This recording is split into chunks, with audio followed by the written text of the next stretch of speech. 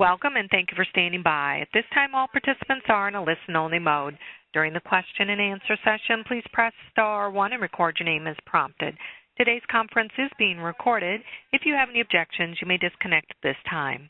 I would now like to turn today's meeting over to Deborah Denhart. Thank you. You may begin. Thank you so much, Carolyn. Good afternoon, everyone, and thank you so much for joining us for today's webinar on considerations for exporting to China. I'm Deborah Denhart with the U.S. Commercial Service. I do want to cover a few items before we begin, though. We will have a Q&A session at the end of the program. If you wish to ask a question, you can type a question into the Q&A box on the lower right-hand corner of your screen. We'll also be sending the net replay following the presentation. And if you have not received any of the net replays, please contact me and I'll get those to you. Also, just a reminder, after today's webinar, we will have our final 2 weeks of webinars. So please make sure to register for the remaining webinars in our series if you haven't already. Once again, we are so pleased to welcome back Alfredo Fernandez, an associate at the law firm of Shipman and Goodwin in Hartford, Connecticut. Thank you so much for joining us, Alfredo. Thank you, Deborah, and welcome back to everyone who's coming back for another webinar, or welcome if this is your first one for this summer series. Happy to be with you today for this one specific to considerations for China as a hot market. So we'll get right into the presentation, and we'll have some Q&A time at the end. You'll also see a box on your screen that you could type a question, and if I happen to catch it out of the corner of my eye while I'm speaking, I'll address it as we go or take a look at them at the end. So feel free to throw in a question on the text box as well. Little background so you know who's speaking with you. I'm Alfredo Fernandez. I'm an attorney at Shipman and Goodwin, offices throughout Connecticut, New York, and the D.C. area. The general practice firm with my focus being primarily international trade controls and specifically compliance and enforcement efforts. So we're going to take a look at our agenda for this afternoon or this morning, wherever you're sitting. We're going to look at why China is the only country that has carved out its own webinar in this summer series as opposed to every other country available for export. Give you a little background on the defense innovation system in China, the legal framework that's in play for your exports. Because we're a little late in the seminar series, we're just going to breeze over and refresh some of the most important export terms and not necessarily hit anything at the beginner level. We'll address a little bit about ITAR and how defense articles are handled with China and how the EAR is handled, both 600 series and other. And we'll look at a few case studies just to give you a flavor for the enforcement with respect to Chinese exports. And as a bonus here that's not on the agenda, we'll hit a little bit of the new Hong Kong rules, nothing too earth-shattering, but it's a recent development and relatively related to China geographically, even though administratively they are two different nations, and we'll get into that at the very end. All right. So we're going to lay the backdrop here as to why China is of so much interest and why we're looking at a specific country this time around. Asia in general is a growing commercial sector of the world. A lot of the economies are developing fairly rapidly, but in addition, there are a lot of regulatory issues that affect several Asian nations, and Asia casts a very broad net as to what's considered Asia. So you'll see there's a few of those countries that are heavily sanctioned, lightly sanctioned, or have individuals and entities that have additional controls, whether under OFAC, BIS, or ITAR, or one of the other federal agencies that may have some prohibited lists or blacklists, things like that. A lot of these countries also have state-owned enterprises well beyond what we're used to in the United States with a private sector, public sector division.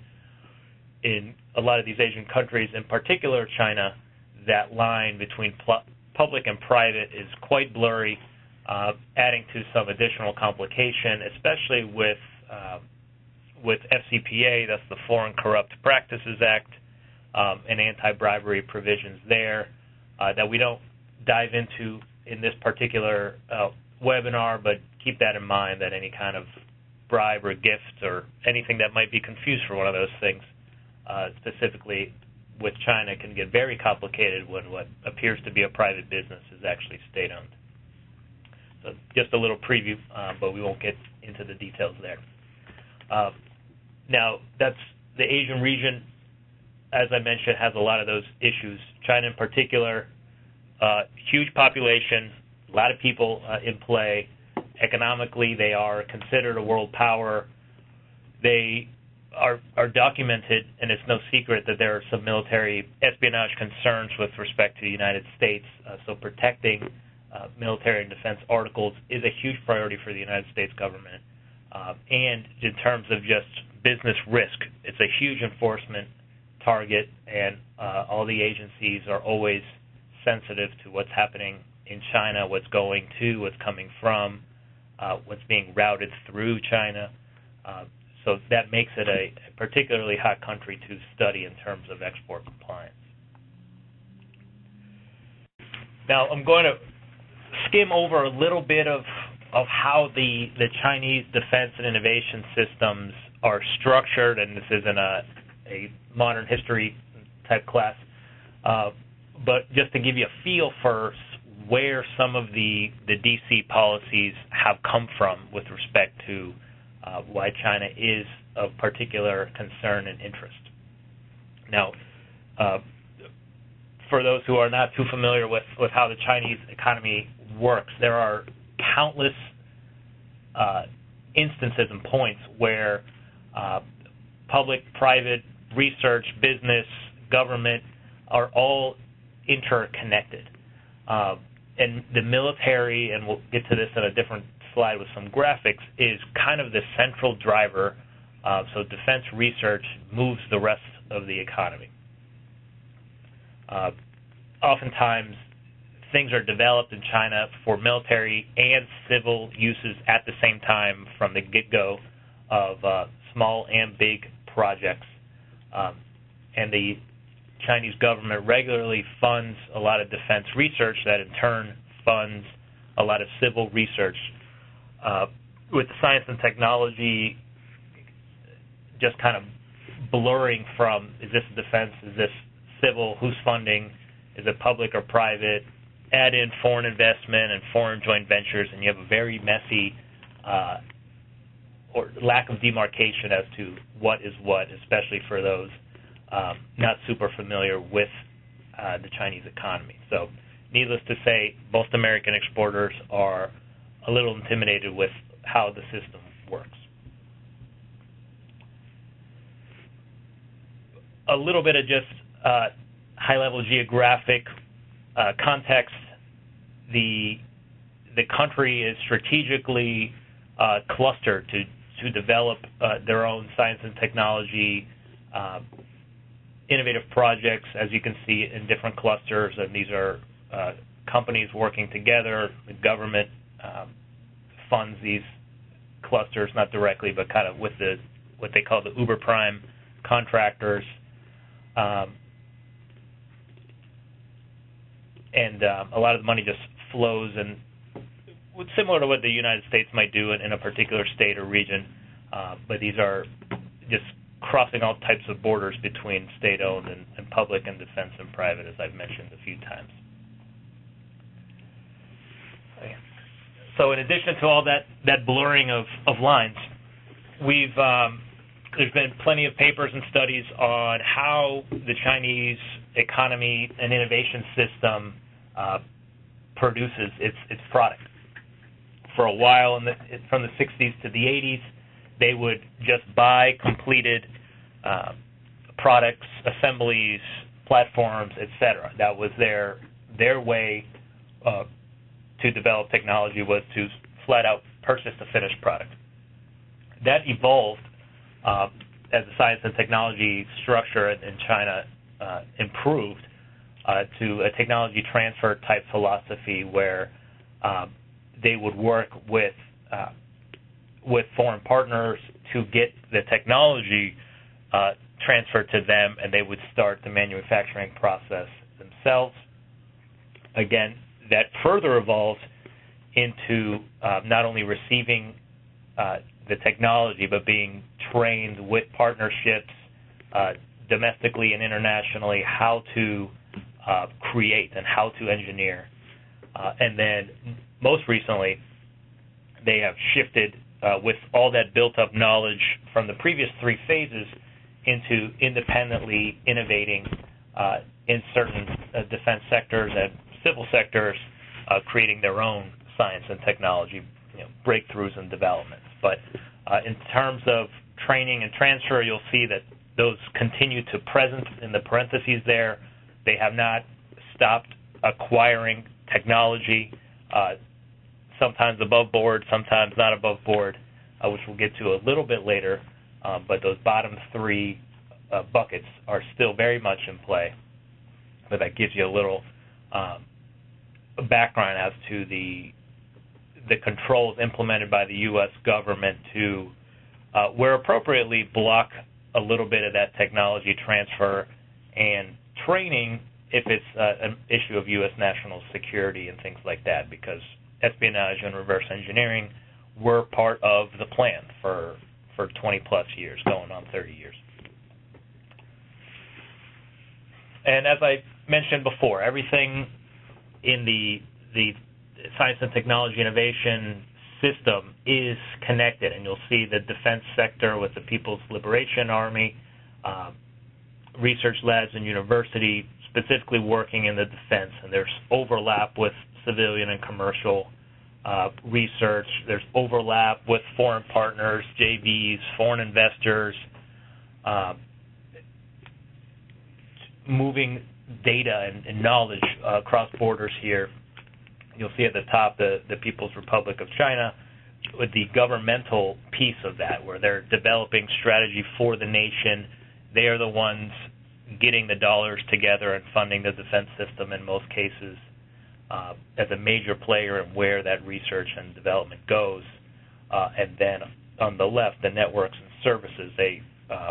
China's very engaged in trade groups at national, international levels, and structurally evolving regions to support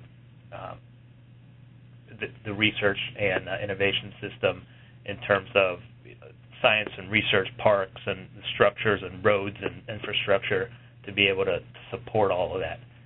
So when those things are all flowing together nicely, that's not always the case. That's how you keep hearing about the China economy in the news, good or bad, depending on what week you're reading the Newsweek and Time magazine.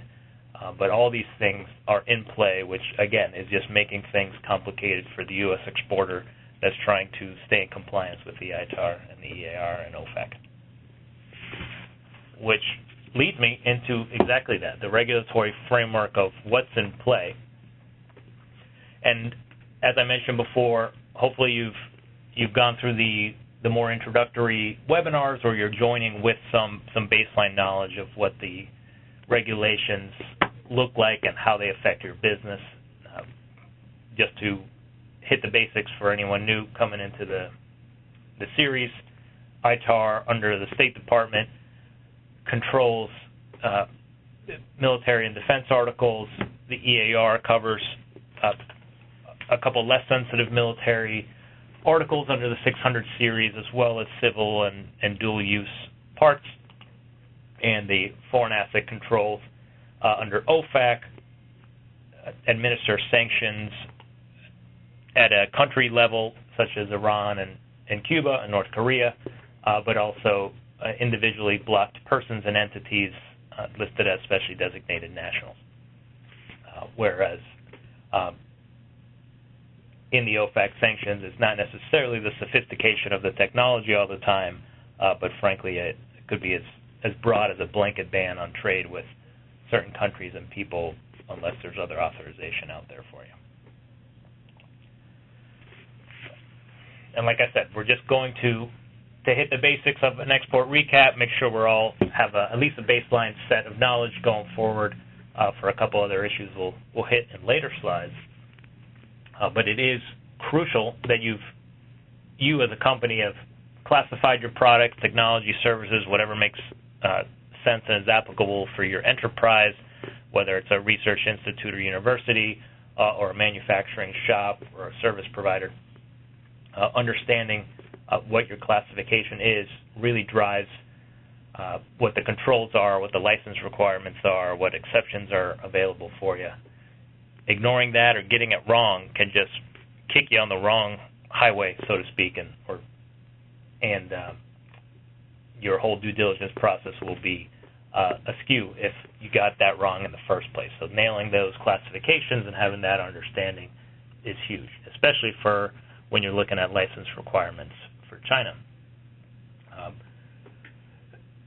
By way of background, again, all direct exports, not just tangible items, but technology and software, leaving the country from the United States, the deemed exports that we'll have a slide on later, any release of technology or technical data to a foreign person while in the United States, and then foreign-made articles incorporating United States materials or technology and software, and there's some different rules and cutoffs and thresholds there where those are controlled.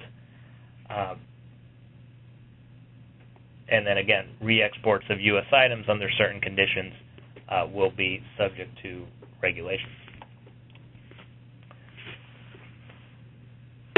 To briefly overview the direct exports, these are things physically leaving the United States.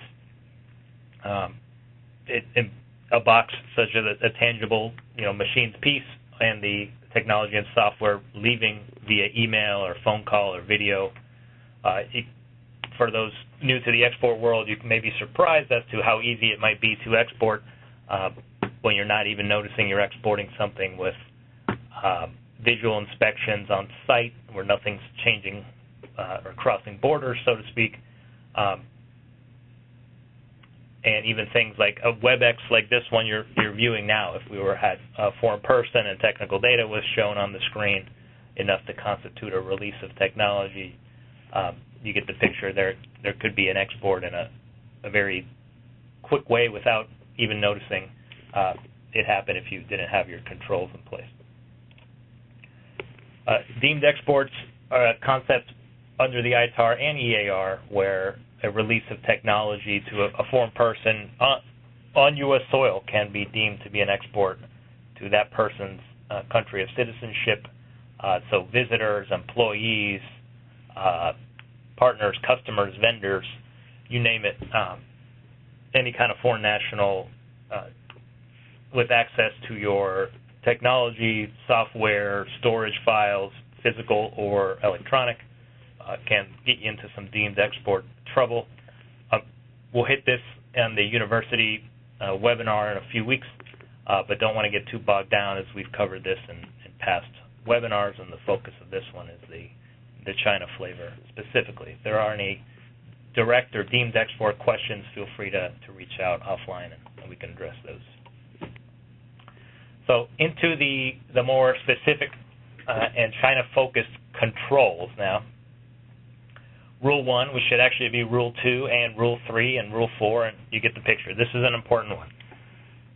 You do not export ITAR-controlled items to China. You do not export ITAR-controlled articles to China. And I'm repeating it for a reason, because it should become a universal truth for you. The ITAR implements a section 126.1 wherein it is prohibited to export anything on the USML to the countries listed, and China is one of those and the most enforced of that list. There's a few other countries on there as well. That's in there because the United States maintains an arms embargo with China, and by arms embargo that really covers anything on the USML, the United States munitions list.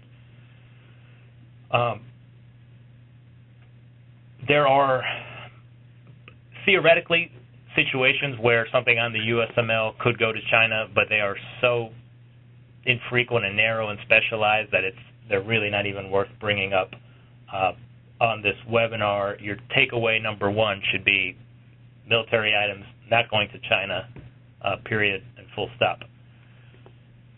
Another issue, as you'll see in one of those bullets, the individuals under the ITAR are considered Chinese nationals if China is the country of birth or their last country of citizenship, and it can be both or either one. So when you're assessing deemed export compliance, as we breezed over on the way to this slide, understanding a particular visitor or employee or contractor's not only country of citizenship from a passport or something like that, but understanding their country of birth. For example, a Canadian citizen who was born in China under the ITAR would be a Chinese national, and a license would be required for any ITAR export to them. A license application is not likely to be granted unless the facts highly support allowing it, but assuming a Canadian citizenship is the last step in that analysis would be wrong for purposes of the ITAR. Now we'll get to the EAR distinctions on the next slide, but that's an issue where a lot of people trip up, where they don't realize they have to go into the country of birth to get the full picture. Now that adds another legal question that may be a topic for another day as to data privacy and kind of employment issues, where asking that kind of question can start bordering protected discrimination classes, and you kind of get stuck between a rock and a hard place as to complying with one or the other. There are ways to comply with both, but just be aware of how you ask certain questions.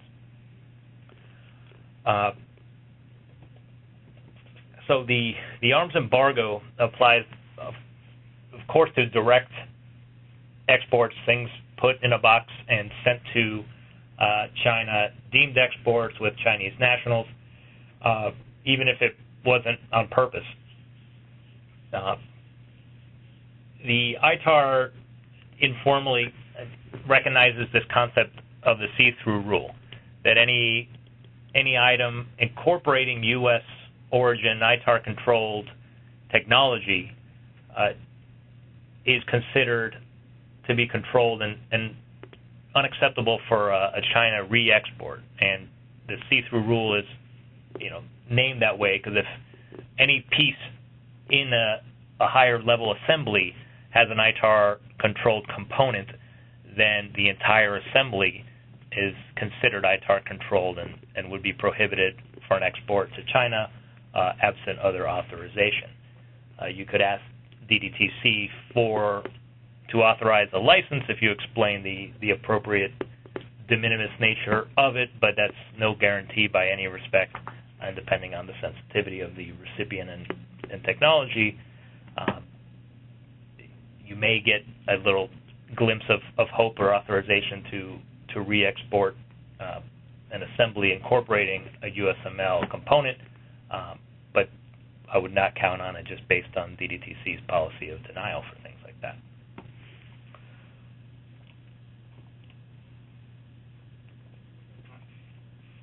Now, I see a question on the Q&A that seems applicable to this slide while we're on it.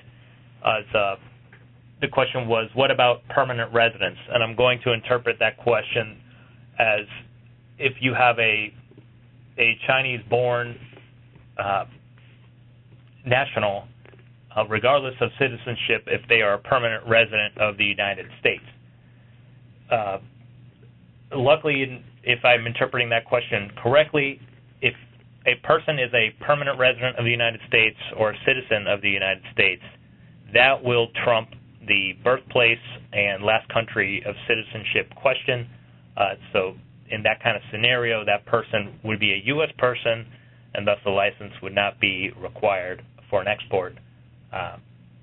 even if they were born in China, are now a U.S. citizen or a U.S. permanent resident, the U.S. citizen and U.S. permanent resident status will trump any of the other questions, if that is helpful. All right. Shifting gears here now to the EAR. So we hit the ITAR pretty strict. Essentially the answer is no, don't do it.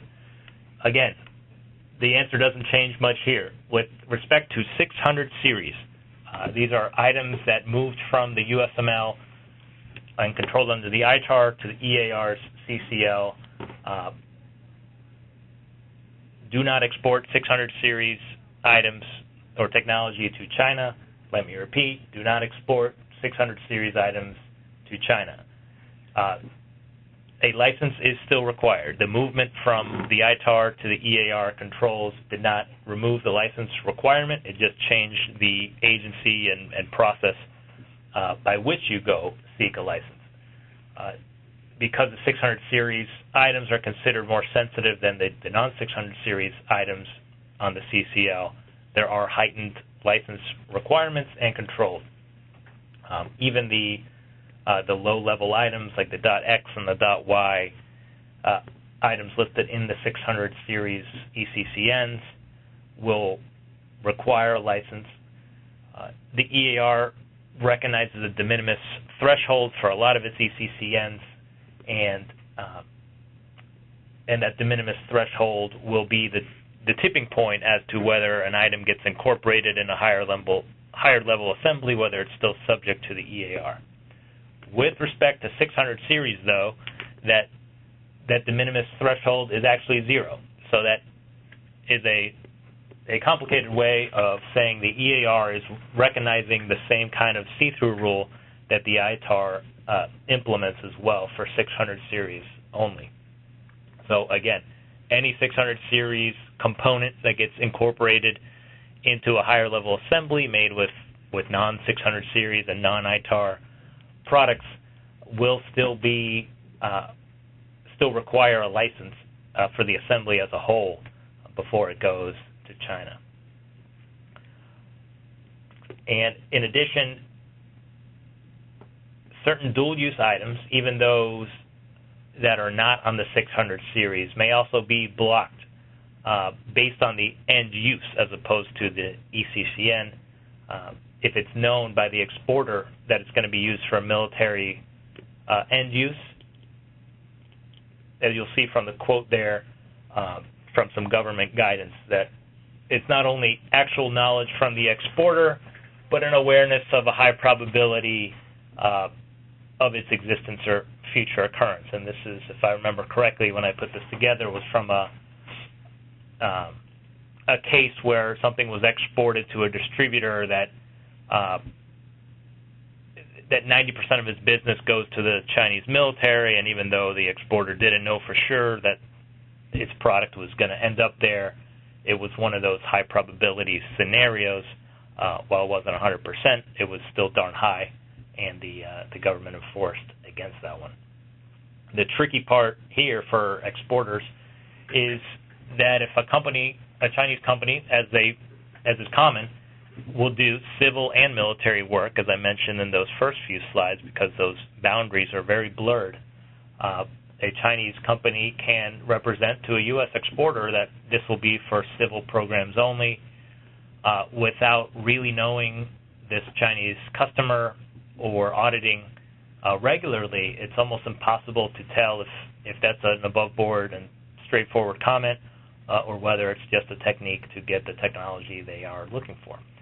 So I don't envy those situations because there's no great answer, but it is something you do want to take and handle carefully. And as I mentioned before, there was a distinction on the last bullet here as to determining the country of citizenship and the nationality in play when it comes to deemed exports, whereas the ITAR considered both the last citizenship country and the place of birth. BIS diverges from DDTC's viewpoint on this, and usually for the relief of exporters that have less variables in the equation, BIS is really only concerned about the last country of citizenship. So a Chinese-born national who's a resident or citizen of Canada, Canada will be the controlling country, and the Chinese birth will not play into the deemed export compliance question.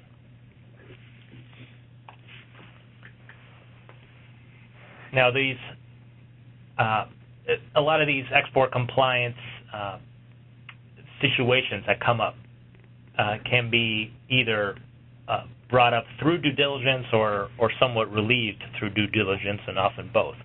So it's very important that you know what your transaction is involving, and whether it's one specialized item or an agreement for 1,000 over the next 4 years. You need to understand what is being exported. That means what classification is in play. Is it a USML category? If not, what ECCN is it? Or is it EAR 99? And knowing that will tell you what license requirements are in play. Where is it going? Understanding your destination country will tell you what licenses would be required, and maybe what exceptions are available. Who will receive the item, and how will the item be used? And these are understanding your end user and your end use. And a non-barred country may still be home for a prohibited party, or a non-prohibited party could be using your particular product for a prohibited use. For example, some kind of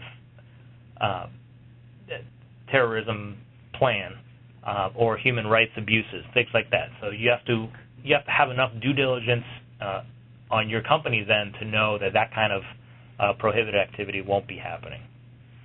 In the process of that due diligence, red flags are going to be huge, and red flags don't necessarily mean a transaction can't move forward, but you need to address them and make yourself comfortable that they are acceptable risks.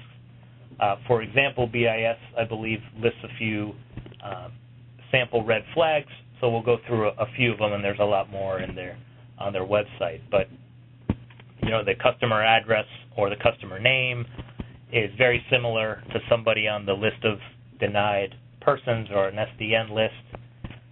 The customer's reluctant to disclose much about the end use. The product's capabilities don't match the business.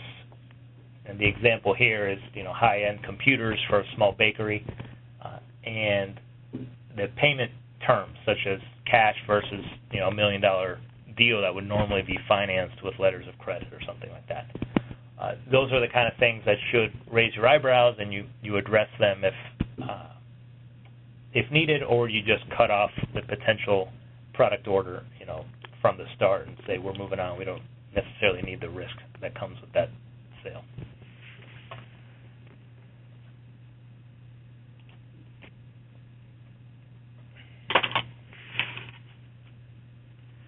So just to recap, and we've hit these points in China with EAR's non-600 series articles, a lot of the times the assessment and the analysis comes out where you can export this to China very legally and without a problem, and that happens every day. Again, these are non-ITAR, non-600 series articles. If you've gone through the analysis you should be doing for all your exports, you've determined your ECCN, you've checked the reasons of control for that particular ECCN, you check the general prohibitions, prohibited end users, comprehensive sanctions, embargoes, and uses. You've checked the country chart, and in this case it would be China, but applicable to any country really. And if there's no X there, then you're good to move forward without a license. If there is an X, you determine if an exception is available, and if you qualify for the exception, you can feel free to use that.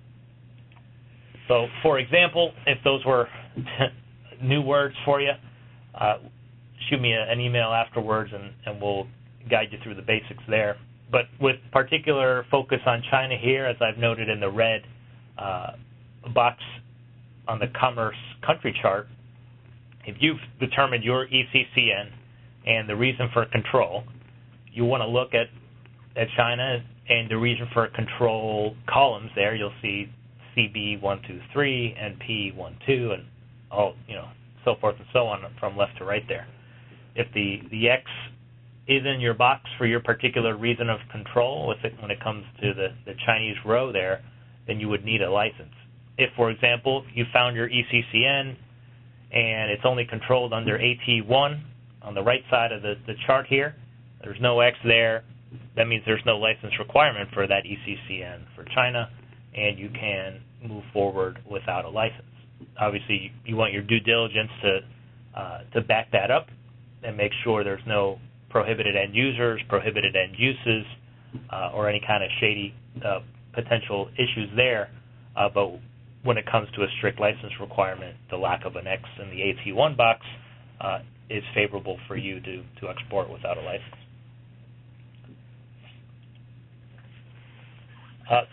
So we'll hit a few case studies here, just some of the big ones involving China. And this one's a little bit dated now because it's 5 years old, but it really kicked off a lot of the export compliance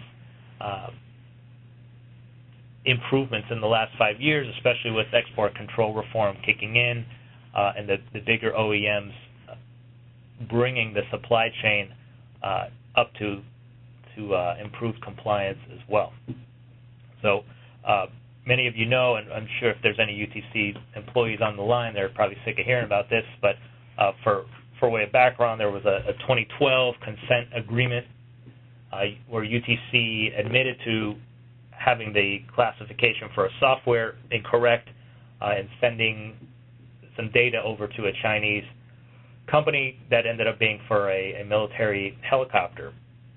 There was a very significant penalty. At the time, it was a huge headline of $75 million, but also came with some requirements to improve its compliance program, had an external monitor in,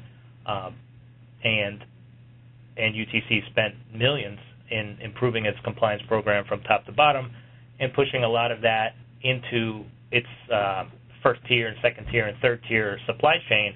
Kind of essentially now that it's been a few years since there, the data shows that the aerospace supply chain is in a much better position in terms of compliance and understanding and awareness after this consent agreement. It's no surprise that a lot of you that support the UTC or similar large OEMs are here because your customers or their customers have asked for certification or certain requirements for export control compliance down to companies with 200, 150 employees. So we included that one in here as an impetus for a lot of the recent export compliance improvement in the industry. Another one that's around the same time frame, but a good case that gets referenced by law enforcement very frequently on panels and things, where this was significant because this was the first time a Chinese company actually pled guilty. For years and years and years, investigations and cases against Chinese companies would lead to just flat-out denials of guilt from Chinese companies. This was a change in that position, and it was probably because the evidence was there. But Huaxing Construction, and I probably butchered that pronunciation, got caught with a scheme to route specialized coatings from China to Pakistan. Not only was the company involved, but they went after an individual and a separate entity that was involved. So the whole kind of conspiracy scheme trapped almost everybody involved, and the penalties there were significant. Even though the dollar figures here are smaller, this was for a much smaller company that was a huge hit for them. And more recently, this was, I think, 2016, maybe 2015 timeframe. ZTE, a Chinese super company, was hit with 380 alleged violations of the EAR where the allegations stated ZTE conspired to get around EAR requirements and route some shipments from China to North Korea, which, as I mentioned before, is a sanctioned nation. In this case in particular, there were some smoking gun documents that we don't always see in a lot of legal investigations, but these were pretty bad. They had mapped out their process and scheme for getting around U.S. export controls and sanctions. So really, the investigation was a slam dunk because they had these documents in paper and in writing. They were creating isolation companies to really were single-purpose entities to just route shipments into Iran and other sanctioned countries as well.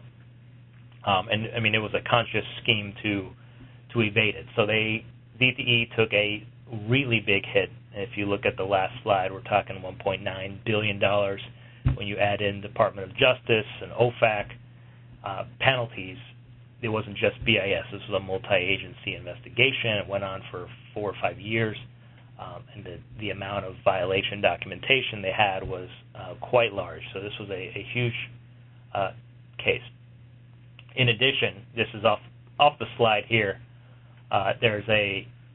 In those documents I mentioned, the smoking gun documents, they refer to a competitor as Company 9 or something like that, where it's kind of a code name for another Chinese telecommunications company, and they kind of describe it in high-level descriptions. But a lot of experts theorize that Company 9 code name is actually Huawei, which is a even bigger Chinese telecommunications giant. And in those documents, ZTE is alleging that this Company 9 has an equally elaborate system for evading U.S. export controls. Obviously, that's speculation on experts just writing this in their publications based on the descriptions. But the fact that it's such a big global player can raise some questions for any U.S. exporters in the telecommunications world as well. So keep that in mind. And lastly, as I mentioned, just as a little bonus that isn't directly China-related, but it's right there as a separate administrative geographic sector of Hong Kong. Effective just a couple months ago now, U.S. exporters sending goods to Hong Kong will require a Hong Kong import license or a written statement from the Hong Kong government that kind of import license is not necessary. This is an extra step in the export process for U.S. exporters. You have to go to a specific website or office and get the import license if a license is required for your shipment to Hong Kong. You should be able to find that rule with an easy Google search. And EAR 99 items, if I recall, are not impacted. As the sub-bullet there, it really only applies to those items subject to the EAR for the following reasons: national security, missile technology, non-proliferation, and chemical biological weapons. So for each ECCN, you'll see the reasons for control. If it's any one of those, then you want to pay attention to this Hong Kong import license. If none of those reasons for controls are implicated, then you just want to confirm that this Hong Kong import license isn't a requirement for you. In addition, things going through Hong Kong will also require an additional license. So on that second leg, if it's going into Hong Kong then out, they'll require a Hong Kong export license, or again, a statement from the government saying that export license is not necessary for those same 4 reasons for control groups, the NS, MT, NP, and CB. This was a rule kind of driven by the recognition that Hong Kong is just a a major trade hub that causes some issues with diversion of shipments. So most of what goes through Hong Kong does not stay in Hong Kong. Rather, it checks in and goes somewhere else, just given the size of the Hong Kong boundaries. The amount of things it takes in, it's too much for Hong Kong by itself. So always be concerned, or not concerned, just aware that if your end user is in Hong Kong, you need to understand if the end user really is in Hong Kong, whether it stays there or whether your customer routes the shipment somewhere else, which is frankly more common than the other. So just keep that in mind, and wanted to throw it in as a relatively recent development that's geographically related to China, but administratively somewhat different. And I think that'll bring us to the end, and we'll open it up for some Q&A. Great. Thank you, Alfredo. And just a reminder, just press *1 to ask a question. And again, we're standing by for questions or comments from the phones. At this time, please press *1. Make sure your phone is unmuted and record your name. And you may press *2 to withdraw that request. Again, for audio questions or comments, press *1 at this time. And we'll stand by for questions or comments.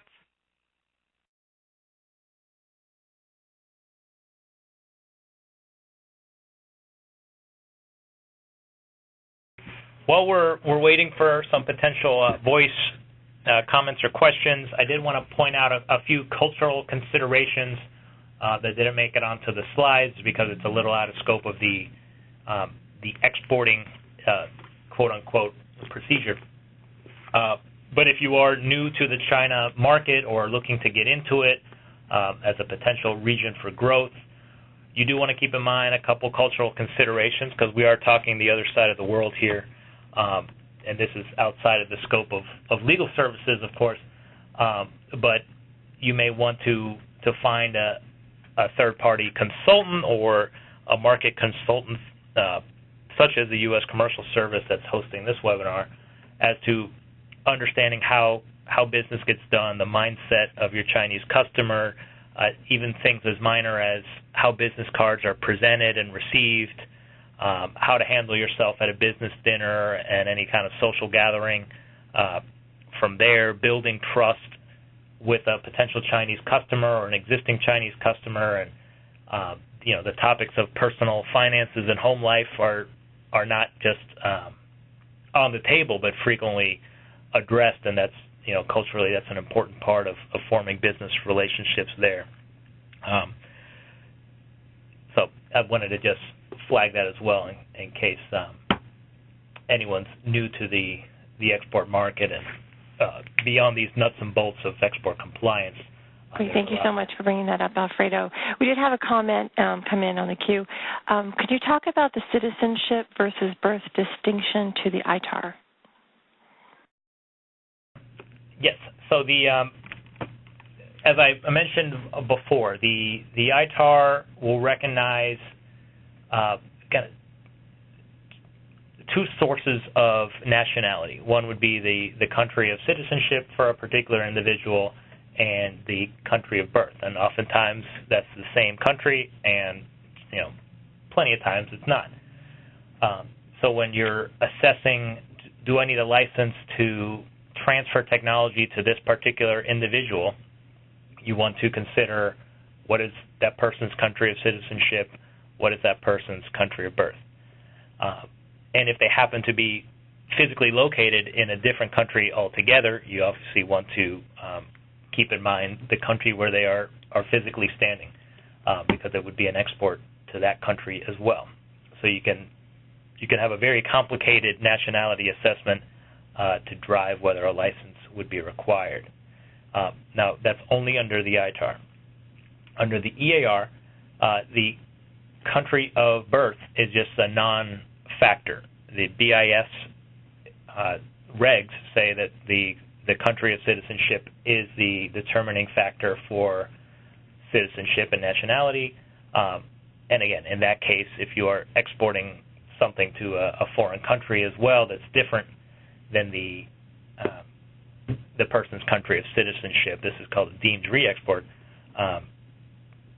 You want to consider both of those countries, but it eliminates the country of birth question. And that, I believe that applies to 600 series items as well, but I can, if anyone's particularly concerned about that, we can take a deep dive and confirm. Thank you, Alfredo. Operator, do we have any questions in the queue? Yes, we do have one party queued up for a question, and that is Grant Gifford. Your line is open. Please go ahead with your question or comment. All right, thank you. We recently saw a BIS slide deck that referred to getting an import license from the Chinese government from an organization called MOFCOM. I'm wondering if you could comment on that at all.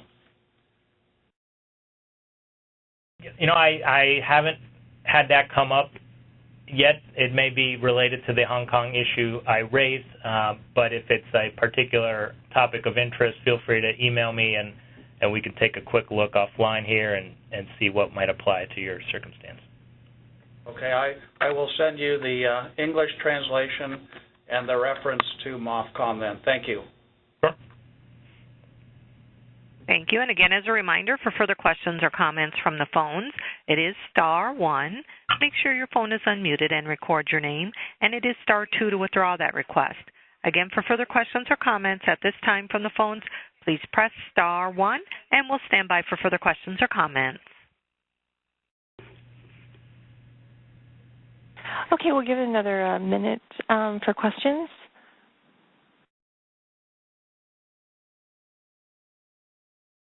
And again, as a reminder, that's *1.